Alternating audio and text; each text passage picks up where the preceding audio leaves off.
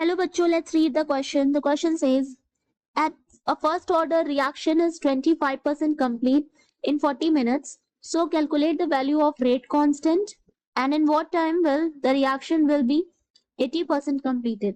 तो क्वेश्चन में पूछ रहा है कि फर्स्ट ऑर्डर रिएक्शन जो है वो 25% 40 मिनट्स में कंप्लीट हो रहा है, तो रेट कांस्टेंट की वैल्यू क्या होगी एंड 80% कंप्लीट होने में कितना टाइम लगेगा. So here the key concept is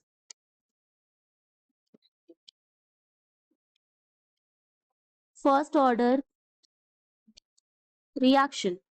So the equation for the first order reaction is K is equal to 2.303 by T log R naught by R. Reaction में जो rate of जो constant होता है, ठीक है, rate constant is directly proportional to the concentration of reactant. Here R naught is the initial concentration. So question में बोल रहा है कि रिएक्शन जो है वो 25% कंप्लीट हो रहा है इन 40 मिनट्स में. तो यहाँ पर अगर 25% कंप्लीट हो रहा है तो इट मींस कि हमारा जो कंसंट्रेशन है रिएक्टेंट का वो इनिशियल कंसंट्रेशन का कितना हो जाएगा 0.75 R नॉट, ठीक है, एंड टाइम यहाँ पर हो रहा है 40 मिनट्स. पर 0.75 इंटू क्या है R naught, that is initial concentration. सी अगर हम मान लें कि हमारा इनिशियल कंसंट्रेशन जो था वो 1 था, तो 25% जो है वो कंप्लीट हो गया, तो इट मींस कि 0.25 जो है वो कंप्लीटेड है, तो जो रेस्ट है हमारा वो क्या है 0.75 है. तो अब जो है वो क्या है फाइनल जो हमारा कंसंट्रेशन है वो 0.75 है. तो वो 0.75 इंटू इनिशियल कॉन्सेंट्रेशन के बराबर, मतलब इतना हमारे पास रेस्ट अभी बचा है. This is the final one, ठीक है. इसको मल्टीप्लाई कर देंगे इनिशियल से, जो हमारा इनिशियल. सो इन वैल्यूज को अगर हम सब्स्टिट्यूट करेंगे, सो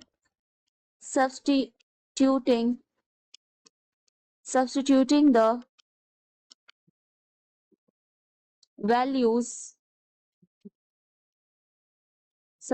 the values we get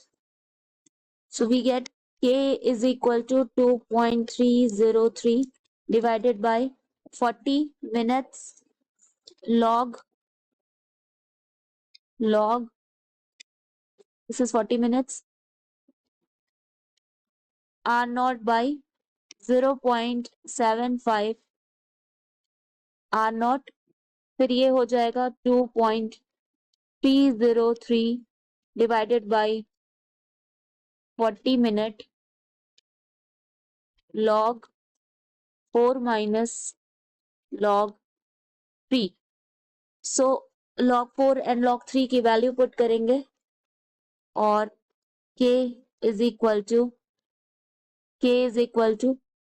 2.303 divided by 40 minutes 0.6021 minus 0.4771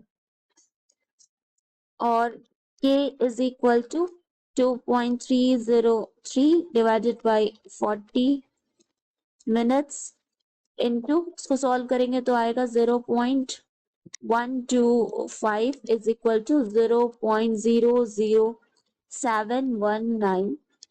तो ये हमारी वैल्यू आएगी आफ्टर सॉल्विंग दिस इक्वेशन.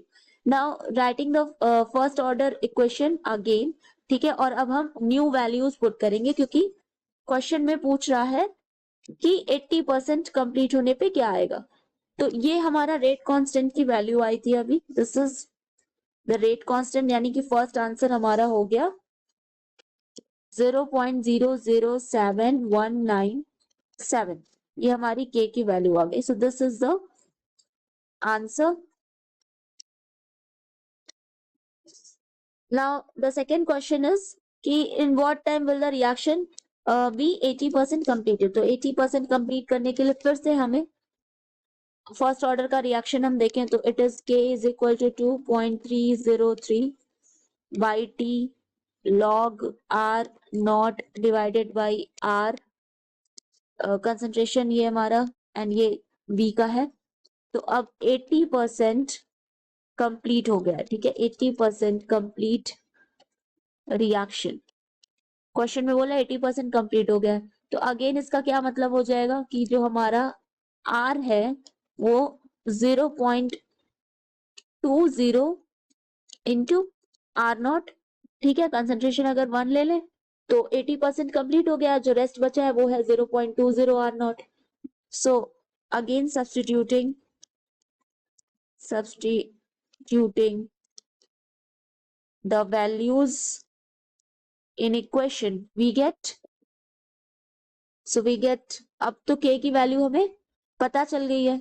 ठीक है, तो K की वैल्यू जो अभी हमने निकाली थी यहाँ पर दैट इज 0.007197. तो वो यहाँ पर हम पुट करेंगे तो 0.007197 is equal to 2.303 divided by T log R naught divided by 0.20 R not.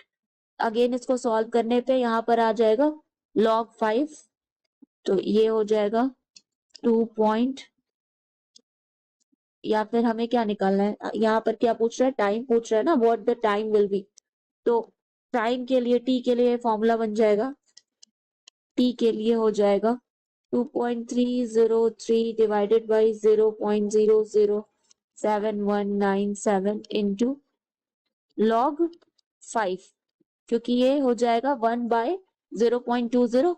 इसको सॉल्व करेंगे तो ये आ जाएगा log 5.